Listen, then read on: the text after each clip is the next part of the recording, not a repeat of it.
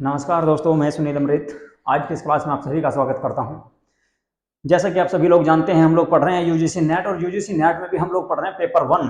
UGC net paper 1 की इससे पहले 3 यूनिट कंप्लीट हो चुकी है, चौथी यूनिट चल रही है, और चौथी यूनिट में भी आपके कितनी 3 क्लासें हो चुकी हैं। आज चौथी क्लास है, ठीक है।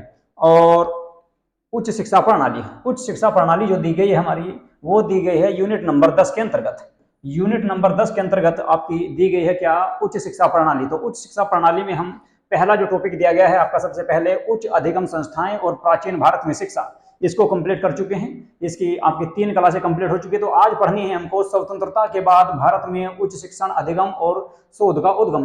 लेकिन इससे पहले भी कुछ आपकी संस्थाएं या कुछ आपकी जो है आयोग वगैरह आए थे, तो उनके बारे में पढ़ेंगे आज पहले, उसके बाद में फिर इसको पढ़ेंगे। तो सबसे पहले पढ़ना है आज हमको आजादी से पहले। आजादी से पहले का मतलब है कि जो ब्रिटिश काल में कुछ ऐसी संस्थाएं, कुछ ऐसे आयोग, कुछ ऐसे कमीशन बने थे जो उच्च शिक्षा प्रणाली से संबंधित है, तो उनके बारे में बात करेंगे। यदि आप लोगों ने हमारा यूट्यूब चैनल सब्सक्राइब नहीं किया है तो हमारे यूट्यूब चैनल को सब्सक्राइब अवश्य कर लें, और वीडियो को ज्यादा से ज्यादा लाइक करें तथा शेयर करें, ठीक है। क्योंकि आपका एग्जाम होने वाला है कब से? 21 जून से लेकर 30 जून के बीच आपका एग्जाम होगा। एग्जाम फॉर्म आ चुके हैं। यदि आप लोगों ने यूजीसी नेट का फॉर्म नहीं भरा तो जल्दी से भर लें। अंतिम डेट का इंतजार ना करें, क्योंकि अंतिम डेट जो है आपकी मई के आसपास में है, तो उसका इंतजार ना करें, क्योंकि बाद में जो है साइट बिजी हो जाती है बहुत ज्यादा। तो ठीक है, चलिए करते हैं क्लास को स्टार्ट। ठीक है, तो ब्रिटिश काल में शिक्षा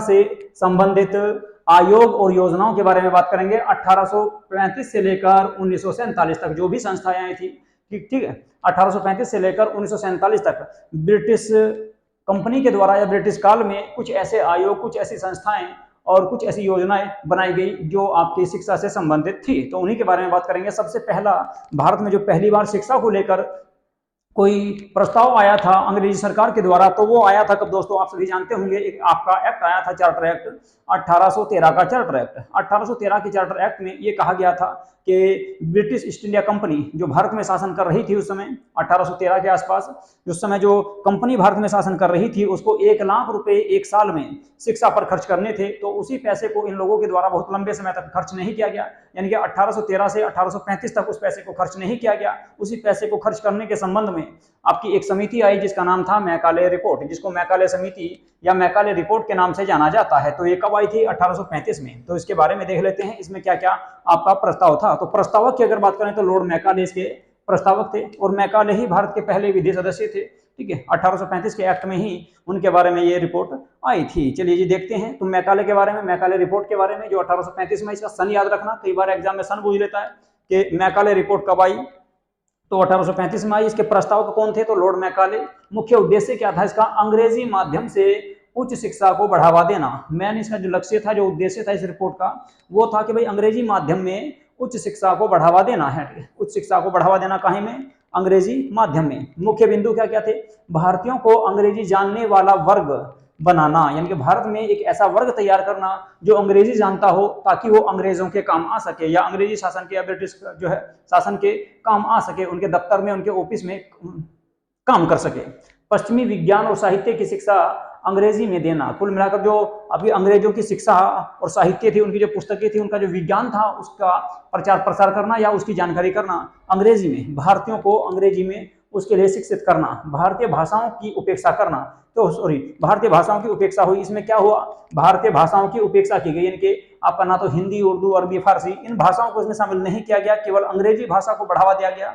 अंग्रेजी साहित्य, अंग्रेजी विज्ञान को ही इसमें सबसे ज्यादा बढ़ावा दिया गया। प्रभाव क्या हुआ? तो अंग्रेजी शिक्षा का प्रवेश भारत में क्या हुआ कि अंग्रेजी शिक्षा का प्रवेश पहली बार जो हुआ वो मैकाले रिपोर्ट के साथ हुआ था। भारत में अंग्रेजी शिक्षा की जो शुरुआत मानी जाती है वो मैकाले रिपोर्ट से ही मानी जाती है। भारतीय भाषाओं में उच्च शिक्षा रुक गई। इसी के साथ साथ क्या हुआ कि भारतीय भाषाओं में उच्च शिक्षा का जो है स्टॉप लग गया, उन पे वे रुक गई, और शुरू हुई क्या? अंग्रेजी शिक्षा की। तो अंग्रेजी शिक्षा की पहली बार अगर शुरुआत की मैं बात करूं तो 1835 में इसकी शुरुआत देखने को मिलती है, 1835 या उसके बाद से देखने को मिलती है। रिपोर्ट कौन सी थी? तो मैकाले रिपोर्ट के आधार पर इसको बढ़ावा दिया गया। ठीक है जी, चलिए इसके बाद जो दूसरी रिपोर्ट आई वो आई आपकी वुड का घोषणा पत्र। ठीक है, नंबर 2 पर आया वुड का घोषणा पत्र। ठीक है, इसे भारतीय शिक्षा का मैग्ना कार्टा कहा जाता है। मैग्ना कार्टा क्यों कहा जाता है उसके बारे में बात करेंगे। सबसे पहले देखते हैं इसका सन कब था। तो ये कब आया था भाई? 1854 में आया। 1854 में आया था कौन सा, वुड का डिस्पैच या वुड का घोषणा पत्र, इसको वुड का डिस्पैच भी बोलते हैं या वुड का घोषणा पत्र। ठीक है, देखिए इसके प्रस्तावक कौन थे, इसके प्रस्तावक थे sir Charles Wood. Sir Charles Wood उस समय क्या थे, भारत में ये ना, ये भारत सचिव थे। क्या थे, भारत सचिव थे। मुख्य सुझाव क्या दिया गया, 3 स्तरीय शिक्षा प्रणाली, 3 स्तरीय शिक्षा प्रणाली को इसमें बढ़ावा दिया गया। कौन कौन सा, प्राथमिक शिक्षा यानी कि स्थानीय भाषा में। इन्होंने कहा कि जो प्राथमिक शिक्षा होगी उसको स्थानीय भाषा में दिया जाएगा, यानी कि जो शुरुआत से कक्षा 1 से जो शिक्षा की शुरुआत होती है उसी को प्राथमिक शिक्षा बोलते हैं। ठीक है, कक्षा 1 से 5 तक, अब जो हाल फिलहाल में कक्षा 1 से लेकर 5 तक प्राथमिक शिक्षा होती है, और कक्षा 5 से लेकर या 6 से लेकर 8 तक जो रहेगी वो रहती है आपकी कौन सी, माध्यमिक शिक्षा। ठीक है, और इसके अलावा उस शिक्षा की मैं बात करूं तो कक्षा 9 से लेकर और आपका इंटर तक आपकी उच्च शिक्षा होती है।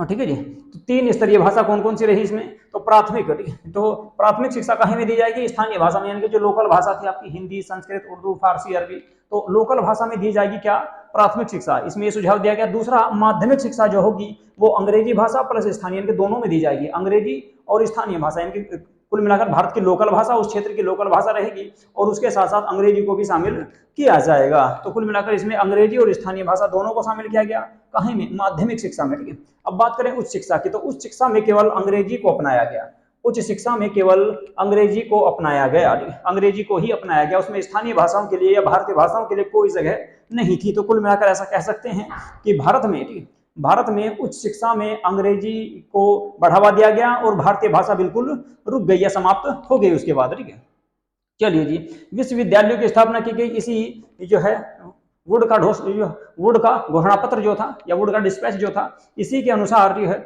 विश्वविद्यालयों की स्थापना, विश्वविद्यालयों की स्थापना की गई। तो 3 विश्वविद्यालय सबसे पहले 1857 में स्थापित किए गए थे। कहां कहां पर किए गए, एक बॉम्बे किया गया, एक आपका कलकत्ता और एक मद्रास है। 3 जगह सबसे पहले 1857 में। ये क्वेश्चन आता है कई बार कि भाई भारत में सबसे पहले विश्वविद्यालयों की स्थापना कब की गई और कहां कहां पर की गई।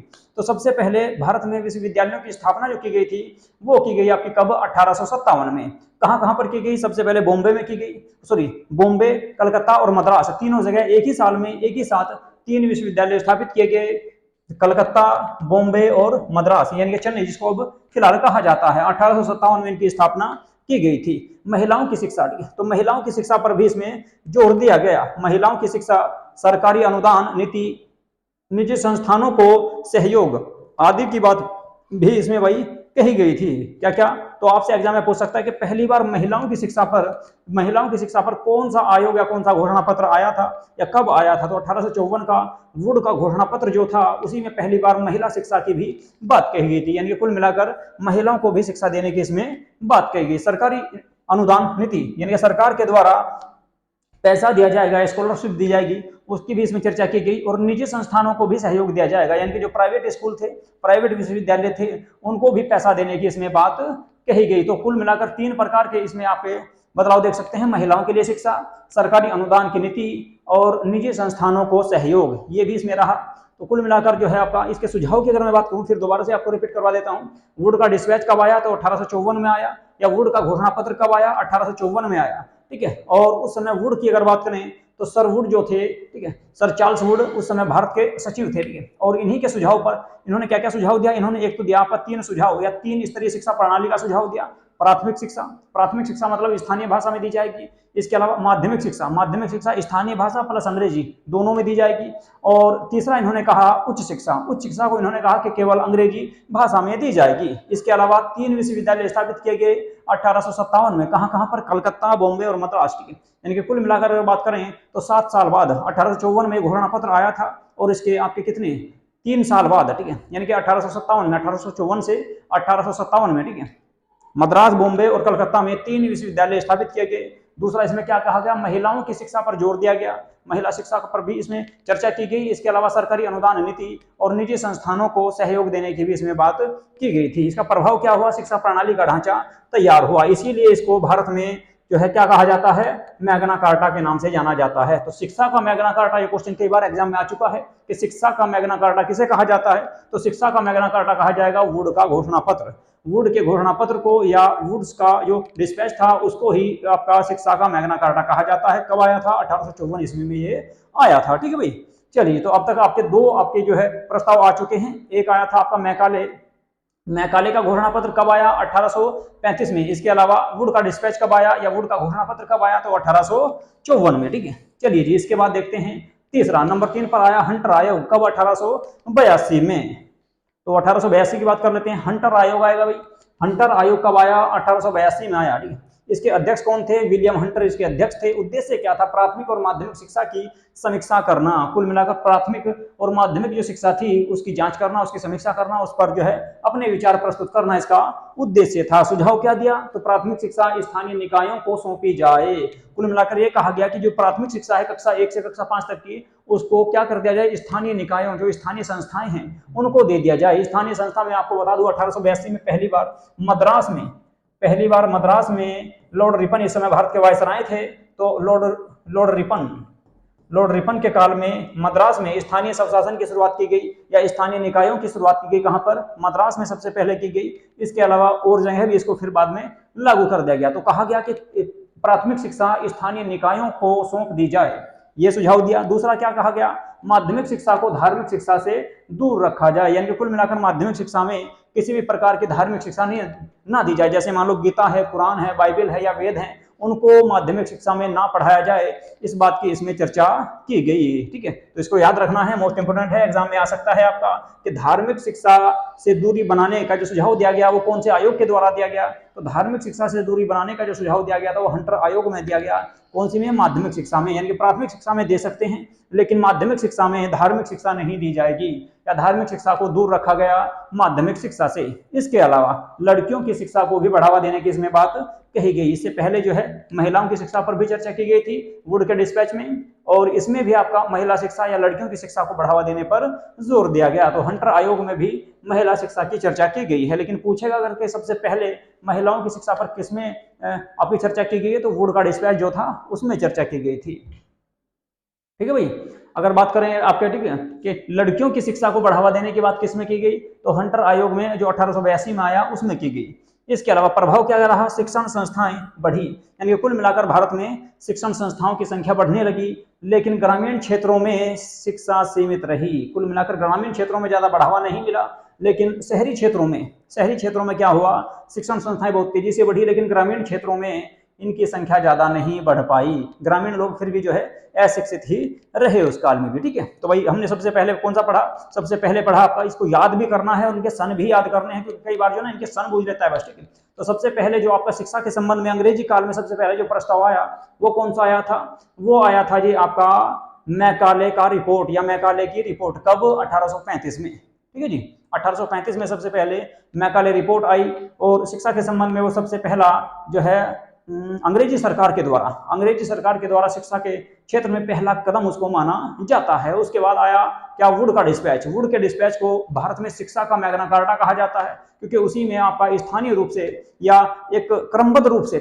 शिक्षा के बारे में चर्चा की गई। कब आया था? तो 1854 में आया। उसी के तहत भारत में 3 विश्वविद्यालय स्थापित हुए हैं। कहां पर? कलकत्ता, बंबई और मद्रास में 1857 में। ठीक है, 1857 में स्थापित हुए। इसके अलावा उन्होंने 3 प्रकार की शिक्षा को 3 स्तर में बांटा। एक तो प्राथमिक शिक्षा कहा, वो आपका स्थानीय भाषा में। इसके अलावा माध्यमिक शिक्षा, स्थानीय भाषा और अंग्रेजी भाषा, दोनों में इसको शामिल किया गया। और उस शिक्षा में उन्होंने सुझाव दिया कि उच्च शिक्षा केवल अंग्रेजी भाषा में होनी चाहिए। ये सुझाव उसमें दिए गए थे। बात करें हंटर आयोग की, तो हंटर आयोग के अध्यक्ष सर विलियम हंटर थे। 1882 में ये प्रस्ताव आया या आयोग आया। इसका उद्देश्य था प्राथमिक और माध्यमिक शिक्षा की समीक्षा करना। इसने क्या सुझाव दिया कि प्राथमिक शिक्षा जो है उसको स्थानीय निकायों को सौंप दी जाए, इनकी जो लोकल बॉडी है उनको सौंप दिया जाए, वही उसकी आपका शिक्षा का प्रबंध वगैरह सारा सिस्टम उसमें वही लोग करेंगे। इसके अलावा माध्यमिक शिक्षा में कहा गया कि माध्यमिक शिक्षा में धार्मिक शिक्षा से दूरी बनाकर रखी जाए, यानी कि कुल मिलाकर माध्यमिक शिक्षा में धार्मिक शिक्षा को नहीं देना है, धार्मिक शिक्षा न दी जाए। इसके अलावा और क्या कहा गया? इसमें कहा गया कि लड़कियों की शिक्षा को बढ़ावा दिया जाए। इसके अलावा प्रभाव क्या रहा इसका? शिक्षण संस्थाएं बढ़ी, लेकिन ग्रामीण क्षेत्रों में शिक्षा सीमित रही, कुल मिलाकर ज्यादा तेजी से नहीं फैली। अब 1902 में फिर आएगा आपका, उसके बारे में देख लेते हैं भाई। इंडियन यूनिवर्सिटी कमीशन, भारतीय विश्वविद्यालय आयोग इसको कहा जाता है। भारतीय विश्वविद्यालय आयोग के नाम से भी इसको जाना जाता है। भारतीय विश्वविद्यालय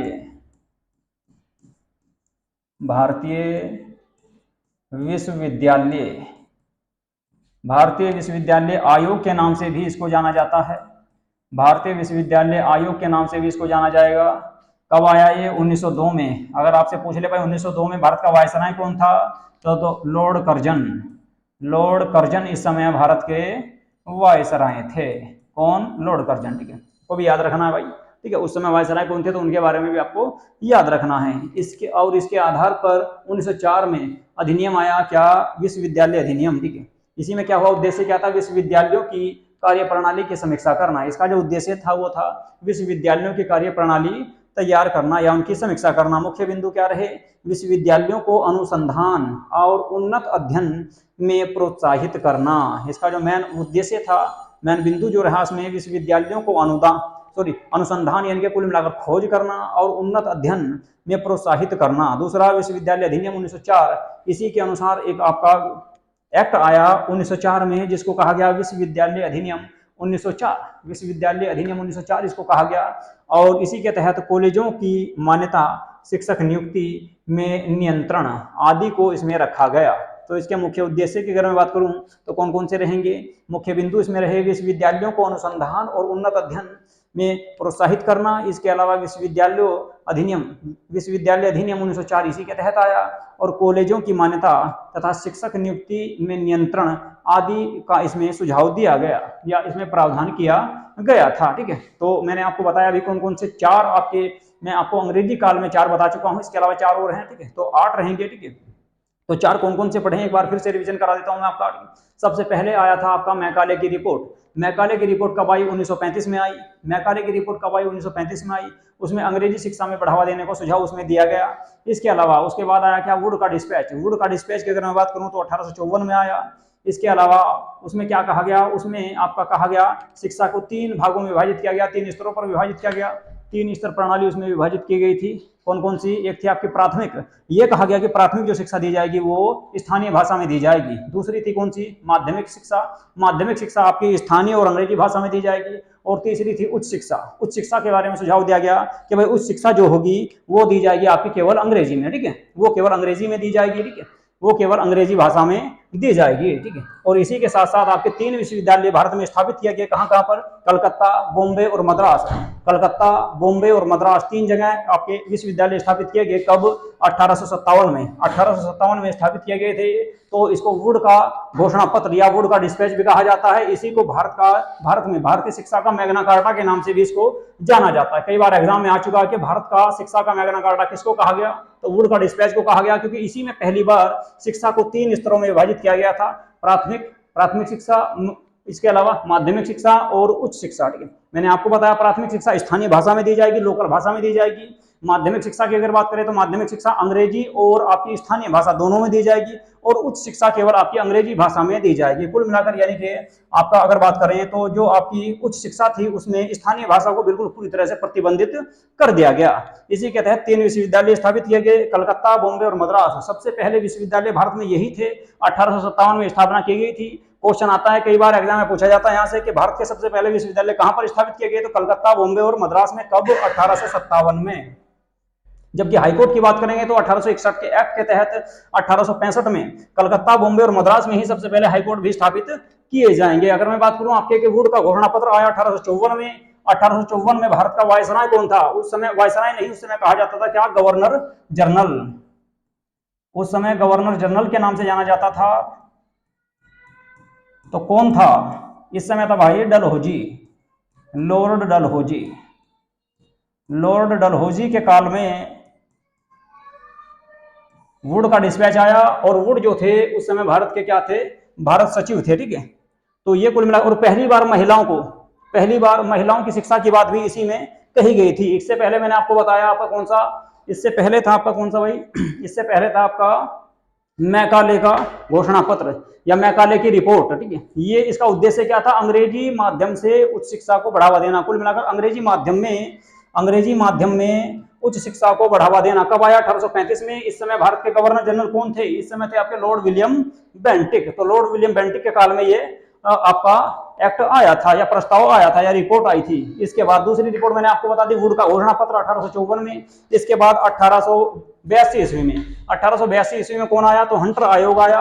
और ठीक है, और इस समय भारत के वायसराय कौन थे? तो लॉर्ड रिपन थे। ठीक है, लॉर्ड रिपन इस समय भारत के वायसराय थे, ठीक है। अध्यक्ष की बात करें हंटर आयोग की तो विलियम हंटर इसके अध्यक्ष थे। बार बार बता रहा हूं, उसको याद कर लो पूरी तरह से, यहाँ से क्वेश्चन आते हैं पक्का, यहाँ से एक क्वेश्चन आपको देखने को मिलेगा, ठीक है। सुझाव क्या दिया गया इसमें, उद्देश्य क्या था इसका, प्राथमिक और माध्यमिक शिक्षा की समीक्षा करना। मुख्य सुझाव क्या दिए इसमें, तो प्राथमिक शिक्षा को स्थानीय भाषा में दिया जाए, सॉरी स्थानीय निकायों को सौंप दिया जाए, यानी कुल मिलाकर लोकल क्षेत्रों को सौंप दिया जाए। दूसरा क्या रहा, दूसरा रहा जी आपका कि माध्यमिक शिक्षा जो है, माध्यमिक शिक्षा में धार्मिक शिक्षा को दूर कर दिया जाए, कुल मिलाकर यानी गीता नहीं पढ़ाया जाए, कुरान, गीता, कुरान, बाइबिल, वेद आदि वगैरह जो है, जो हमारे धार्मिक जो ग्रंथ हैं, ठीक, हिंदू और मुस्लिमों के जो धार्मिक ग्रंथ थे, उन्हें किसी भी प्रकार की आपका माध्यमिक शिक्षा में शामिल ना किया जाए, यानी कि माध्यमिक शिक्षा से उनको बाहर कर दिया गया। तो ये भी आपका फैक्ट रहेगा, याद रखना इसको भी, यहां से भी क्वेश्चन आपका बन सकता है। दूसरा, लड़कियों की शिक्षा को बढ़ावा दिया गया, कौन से वाले में, हंटर आयोग में। इसके अलावा वुड के डिस्पैच में भी महिला शिक्षाओं पर बढ़ावा दिया गया, महिलाओं की शिक्षा पर चर्चा की गई थी, बात कही गई थी, लेकिन यहाँ पर लड़कियों की शिक्षा को बढ़ावा दिया गया। इसके अलावा प्रभाव क्या रहा इसका, शिक्षण संस्थाएं बढ़ी, भारत में क्या हुआ, शिक्षण संस्थाओं की संख्या बढ़ने लगी, लेकिन ग्रामीण क्षेत्रों में अभी भी शिक्षण संस्थाओं की या शिक्षा समितियों की कमी रही, कमी देखने को मिलती है, ठीक है। इसके बाद अगला जो आएगा आपका, उसको देख लेते हैं भाई। अब रहेगा आपका इंडियन यूनिवर्सिटी कमीशन, भारतीय विश्वविद्यालय आयोग के नाम से भी इसको जाना जाता है। 1902 में आया था, सॉरी इससे पीछे मैंने आपका, इससे पीछे जो था आपका, ठीक है, इस समय, ठीक है, एक मिनट, ये जो 1882 था, ठीक है, 1882 में आपके लॉर्ड रिपन थे, ठीक है, लॉर्ड रिपन भारत के वायसराय थे, ठीक, लॉर्ड रिपन भारत के वायसराय थे, और इन्हीं के काल में 1882 में पहली बार मद्रास में स्थानीय स्वशासन या स्थानीय निकायों की स्थापना की गई थी, ठीक है।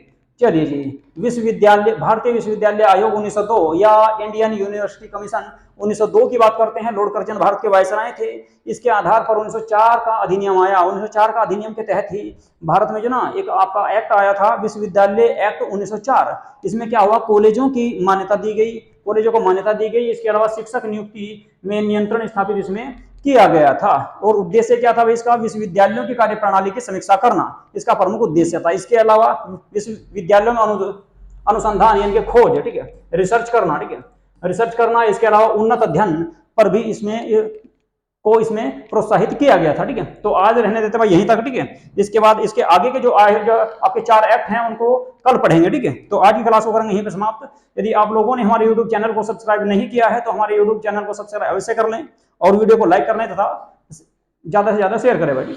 चलिए जी, नमस्कार।